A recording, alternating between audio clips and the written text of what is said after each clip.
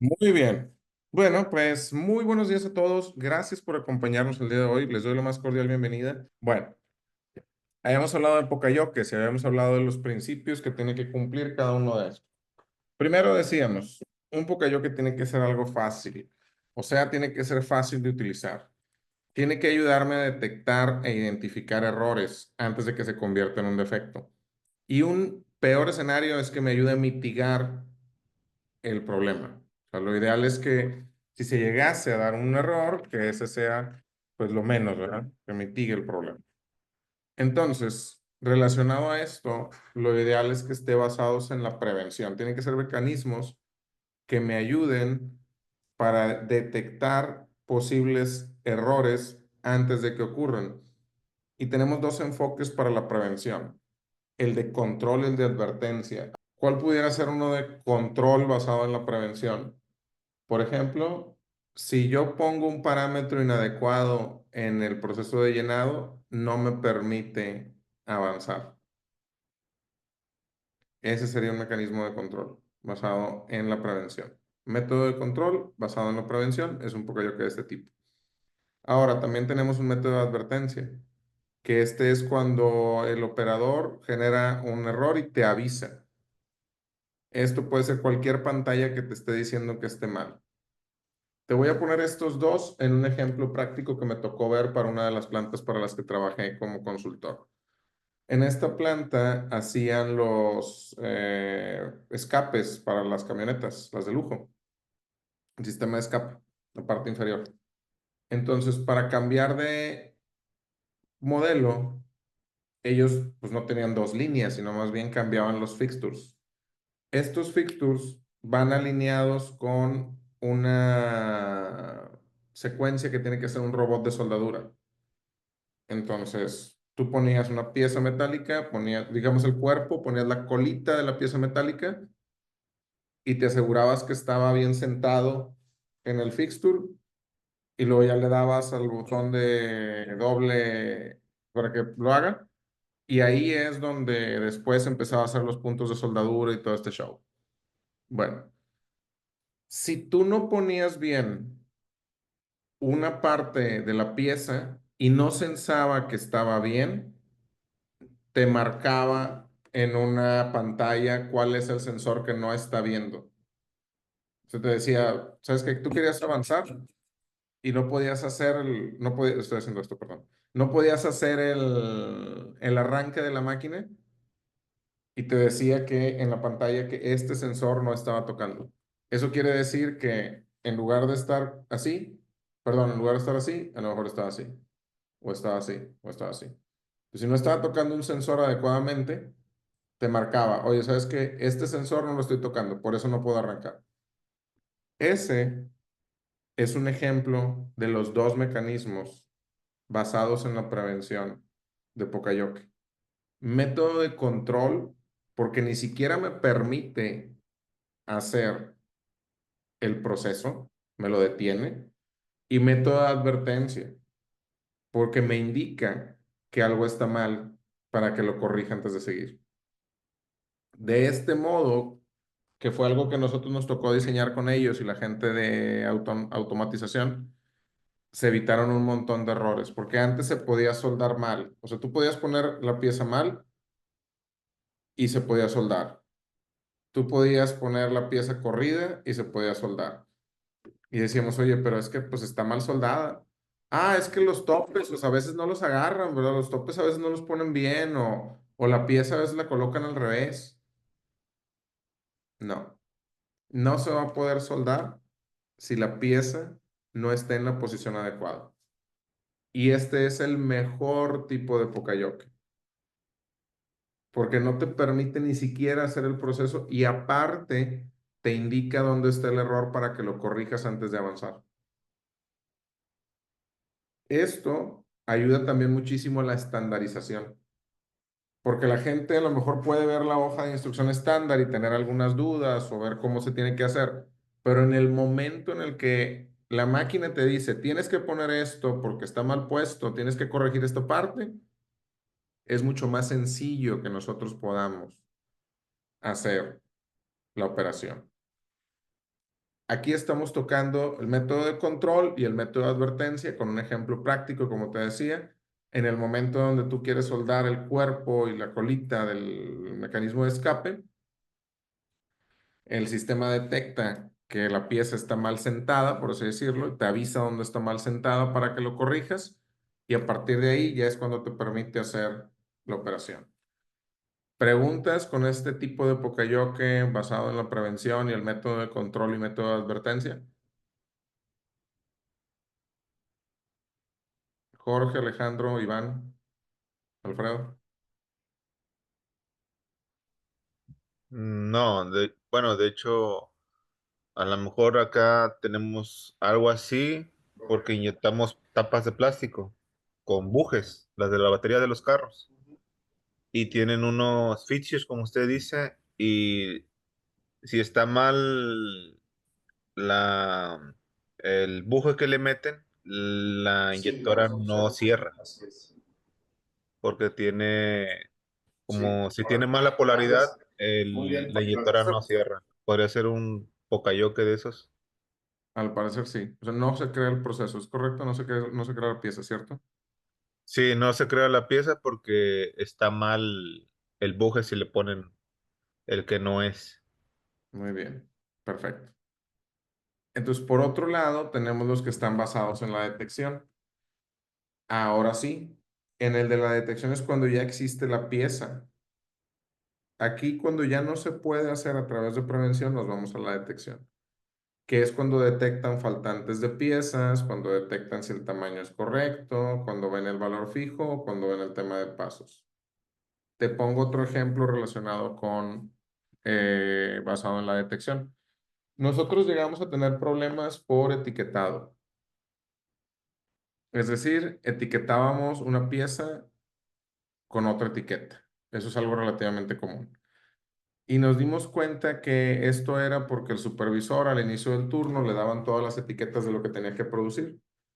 Entonces él las dejaba en la línea y conforme producían iba etiquetando y luego al final etiqueta de caja. Bueno, aquí había varios problemas aparte de los errores de etiquetado, porque también era común que a veces no etiquetaran. Y también era común que a veces le pusieran doble etiqueta. Entonces nos dimos cuenta que pues esto era una bronca medio grave porque se etiquetaban piezas incluso que no cumplían con características, que no pasaban la prueba final, pues, que no pasaban la prueba de la máquina verificadora. Entonces dijimos, a ver, tenemos broncas porque estamos mandando piezas malas como buenas, piezas mal etiquetadas y pues es algo complicado. ¿Cómo lo vamos a hacer? En lugar de decir, voy a entrenar a la gente para que sepa etiquetar, pero un error clásico, que a veces creemos. No, si yo le digo a la gente cómo etiquetar, la gente va a etiquetar bien y no es cierto. O sea, nosotros tenemos que tratar de buscar que no tenga que ser algo complicado el tomar la decisión en piso. Entonces cambiamos la forma en la que se hace el proceso. Dijimos, ¿sabes qué? Mira, ahora vamos a tener dos máquinas etiquetadoras al final de la máquina verificadora. Yo conecto el espejo a la máquina verificadora. Cuando pasa todas las pruebas, me da una etiqueta y la impresora está ahí. Cuando yo coloco la etiqueta y la pego en el lugar donde debe ir el espejo, hay un código, un lector de código de barras que me dice que ya está etiquetado porque ya se puede leer en esa posición el código de barras. Una vez que pasa esto, ya me permite liberar la pieza, porque antes de eso no la puedo sacar de la máquina. Si no llegara a pasar alguna prueba, me la manda scrap. ¿Qué fue lo que pasó? Dejamos de tener esas broncas. ¿Por qué? Porque para empezar, la etiqueta que le iba a poner iba ligada a la prueba que estaba haciendo. Entonces, si yo hubiera puesto algún espejo que no era del modelo que debería, supongamos que llegó hasta ahí, la máquina me decía, oye, no te lo puedo etiquetar porque estas pruebas no son del modelo que estamos haciendo. Punto número uno. Si algún espejo no pasaba una prueba, inmediatamente me lo sacaba de la línea y así me aseguraba que no iba a poder avanzar más. Si algún espejo, por alguna extraña razón en la que tú quieras, no completaba la cantidad de piezas en la caja, porque después tienes que poner la caja, no me daba la etiqueta de caja, porque la etiqueta de caja estaba ligado precisamente a la báscula que veía la cantidad de piezas que tenía que tener el espejo. Entonces, para que yo tuviera una etiqueta de caja, que era una impresora de al lado, tenías que tener tenía que estar ligado el contador de piezas buenas y aparte ver que esté en la báscula las piezas buenas. Entonces, si te fijas, aquí estamos haciendo todos los tipos de pocayoke, pero no de prevención, principalmente de detección, porque las piezas ya están hechas.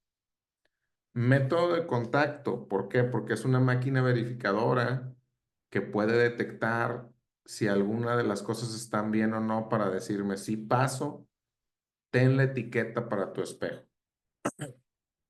Método de valor fijo, porque la báscula, conforme va incrementando el peso, me da la etiqueta de caja. Y el método de movimiento por pasos, ¿por qué? Si yo no coloco la etiqueta física en donde debe de traerlo el espejo, la máquina no va a poder leer el código de barras. Y para la máquina nunca terminaste el espejo. Entonces, si te fijas, yo aquí tengo los tres de detección en un mismo paso. Método de contacto, método de valor fijo y método de movimiento por pasos. Y es muy importante que tú conozcas esto, porque si tú conoces esto, te va a permitir aprender a diseñar pokayokes, pensando qué es lo que quieres corregir. Primero, quiero corregir problemas a través de la prevención con el método de control o de advertencia, es decir, que me avise que algo estoy haciendo mal, que no me permita avanzar, o quiero verificar una pieza ya hecha a través de métodos de detección, que pueden ser métodos de contacto para validar alguna característica, algún voltaje, alguna conductividad, algún peso. Quiero utilizar un método de valor fijo para tratar de asegurarme que mi caja esté llena con las piezas que tiene que tener. Quiero utilizar un método de pasos, es decir, como te platicaba aquí, si yo pongo la etiqueta fuera de lugar, quiere decir que está mal puesta, entonces no va a poder leer lo que estoy haciendo. Es muy importante que tú entiendas la diferencia entre los métodos de prevención y métodos de detección para diseñar pokayokes que sean realmente robustos y que le den valor agregado a lo que estamos haciendo. Un error muy común es que tenemos pokayokes y ni siquiera sabemos de qué tipo de pokayoke es. Cuando se presenta este problema, el principal afectado va a ser la planta. Porque si no sabemos qué queremos corregir y cómo lo queremos corregir, no vamos a poder diseñar algo robusto. Incluso si tú me preguntas a mí, te voy a poner un ejemplo de un pocayoke y te voy a decir qué fue lo que pasó y tú me vas a decir cuál fue el error en esto, ¿está bien? Nosotros trabajamos con una chocolatera muy, muy importante. De hecho, está aquí en Escobedo y es la chocolatera, digamos, más importante de Latinoamérica. Ellos hacen unos chocolates que tienen crema de maní, tienen una capa de crema de maní y chocolate. A lo mejor ustedes lo conocen, hay una versión mini de ellos, como una copita, bueno, no es un pedazo de papel, como si fuera una mantecadita o un cupcake, y trae crema de maní y trae chocolate. Son súper famosos los chocolates. Bueno, estos se hace a través de un proceso de inyección, y se inyectan en unos moldes que traen, si no mal recuerdo, 144 chocolates pequeños. Estos moldes en alguna parte del proceso pasan por unos golpeadores que le llaman y voltean el molde. Primero voltean el molde y luego estos golpeadores son unos mecanismos que mueven el molde para que pueda tirar los chocolates. ¿Hasta ahí estamos bien? ¿Preguntas o dudas hasta aquí? Bueno, Todo bien. Todo bien.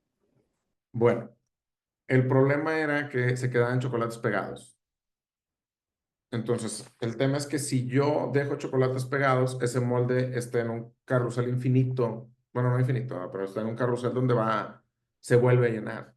Entonces, si se queda uno, dos, o cinco, o siete chocolates pegados, pues ya no me va a servir ni en el segundo, ni en el tercero, porque se hace una masota. En lugar de tener esta área, pues tiene el doble, ¿no? Porque inyectaste chocolate sobre chocolate.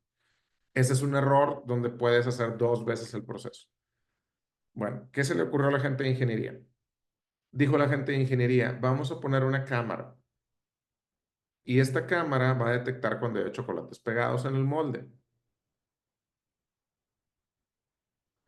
Cuando hay chocolates pegados en el molde, no va a inyectar en el molde y lo va a sacar de la línea. Ah, caray. Está bien. Bueno, porque antes de poner la cámara tenían una persona que estaba picando cada molde, sacando los chocolates pegados y picando y picando y picando y picando y picando y picando y picando. Y tú te das cuenta y dices, oye, pues, ¿qué valor agregado le da que alguien esté picando los moldes, no? Tenían tambos de 240 litros. Creo que son 240, no recuerdo. Los tambos grandotes, uno y medio lleno por turno, de puros chocolates pegados. Y obviamente todo ese chocolate era merma. Eran cerca de $134,000 al año de merma por esas cosas. Entonces dijeron, voy a poner la cámara para que la cámara vea los moldes con chocolates pegados y saque los moldes que tienen chocolates pegados. Esa cámara duró como 1 hora 15 en operación, porque después paró la línea, porque ya no tenía chocolates pegados. Más bien, ya no tenía moldes para poder inyectar chocolates. Todos los moldes tenían chocolates pegados. Primera pregunta, ¿qué tipo, en qué está basado el Pokéyoke que usaron ellos? Basado en ¿En la prevención? detección Primero está basado en la detección. Perfecto. Muy bien. ¿Cuál de los tres tipos es? pues es bueno, pues de valor fijo o de contacto, no de contacto porque es una cámara, pues, pero es un sensor, al final ya está sensando la presencia del chocolate en el molde. Pero sería de valor fijo. Ujú. ¿Funcionó? No, ¿Qué deberían de haber hecho? algo para que no se pegue el chocolate en el molde. Muy bien. O bueno, más bien para que se despegue, pues, al desmoldar. Muy bien. Yo opino, buenos días, yo opino, César, que a lo mejor checar el material del molde. Aquí hay uno muy importante, Carlos. Los chocolates siempre se habían desprendido. Mm. O sea, el molde es el molde, siempre ha sido el mismo molde. Sería verificar la formulación. La formulación siempre ha sido la misma.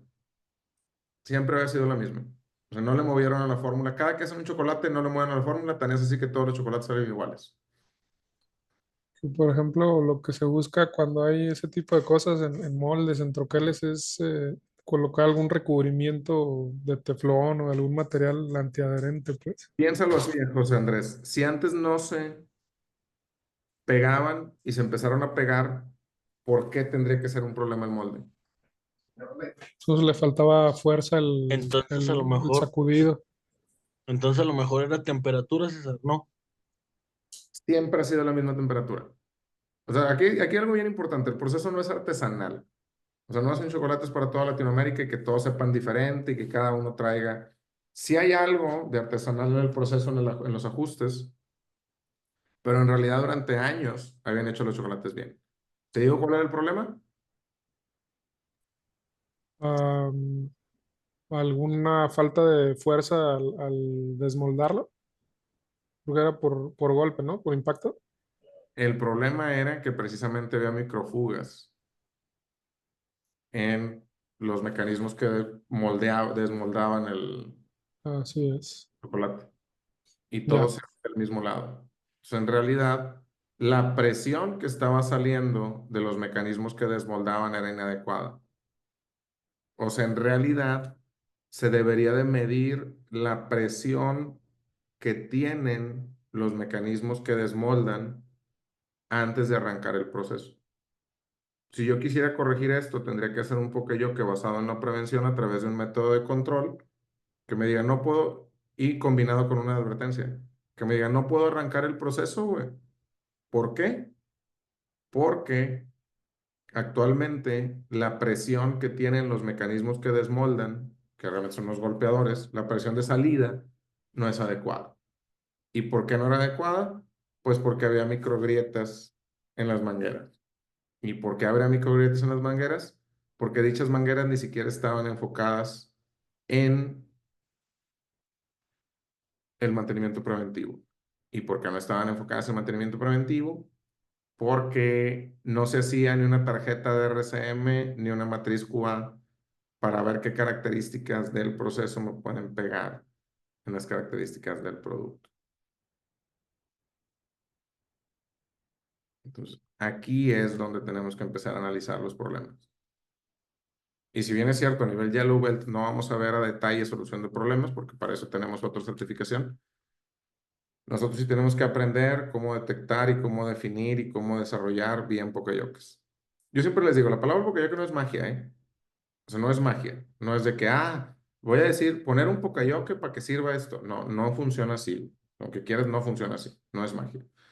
Lo que sí es cierto es que nosotros tenemos que tener mecanismos definidos adecuados para poder entender qué es lo que queremos hacer.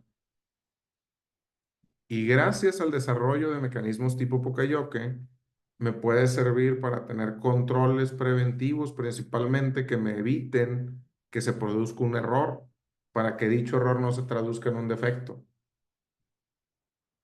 No te vayas tan lejos. En los mismos autos nosotros podemos encontrar un par de Pocayokes basados en la prevención que me evitan que yo prenda el carro y le pegue a algo cuando tengo una transmisión automática. ¿Qué pasa si yo quisiera prender el carro si no está el freno puesto y no está la transmisión en parking? ¿El carro va a arrancar o no va a arrancar? No arranca. ¿Y qué te dice qué te dice? Si yo le pongo directa y le pico para que prenda el botón o pongo la llave, ¿qué te dice? Break. Te dice, o sea, que necesitas estar con el freno puesto y la transmisión. Ujú. Ese sí es un ejemplo de Pokeyoke.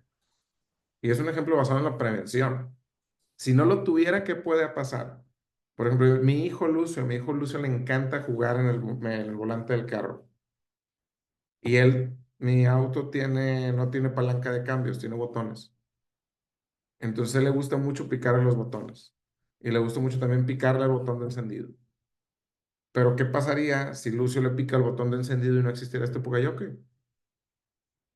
Pues podría pasar cualquier cosa, ¿verdad? Digo, Dios no lo quiera, pues el carro arranca con el niño con las manos en el volante.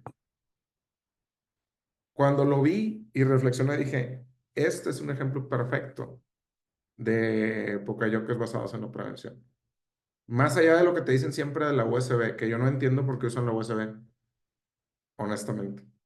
O usan los enchufes. Siempre usan también los enchufes de que, vato, o sea, sí entiendo el punto, pero realmente estoy hablando de hacer un proceso.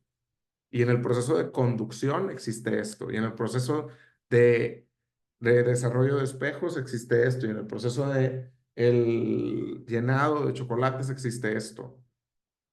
Cuando empiezas tú a entender los mecanismos y los diferentes tipos de Pocayoke, ya puedes aprender a leer lo que ya conoces.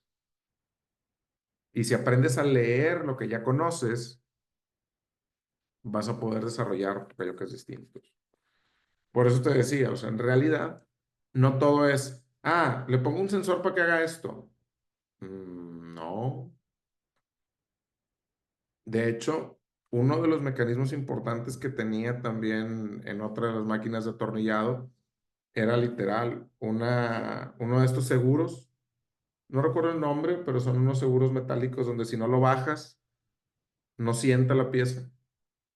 Bueno, y es algo mecánico. Es un clamp. Un clamp, perdón, me tiene razón, un clamp, tienes razón, discúlpame.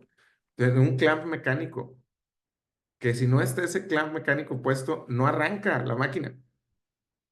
Y tú puedes no ponerlo y píquele y no te va a pasar nada, nada más te va a arrancar, no está el clamp. O sea, realmente no todo tiene que ser con, le pongo un robot para que el robot lo haga. No es cierto. O sea, es muy importante que te asegures cuando vas a hacer algún mecanismo de este tipo, que sea algo sencillo, que sea algo práctico, que sea algo que te avise. Entonces, amigos, vamos a hacer una dinámica referente al diseño de Pocayokes. Perfecto. Entonces, miren, aquí van a tener que diseñar, incluso les voy a pedir por favor que hagan un draft. ¿Qué es un draft? Un dibujito textual, lo pueden hacer, pueden poner su cámara e ir dibujando en una libreta. Créanme que no tengo problema con eso.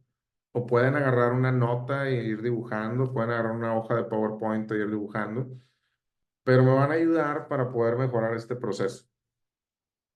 Este es un proceso de troquelado súper sencillo y cada pieza tiene que estar troquelada, tiene que estar bien troquelada.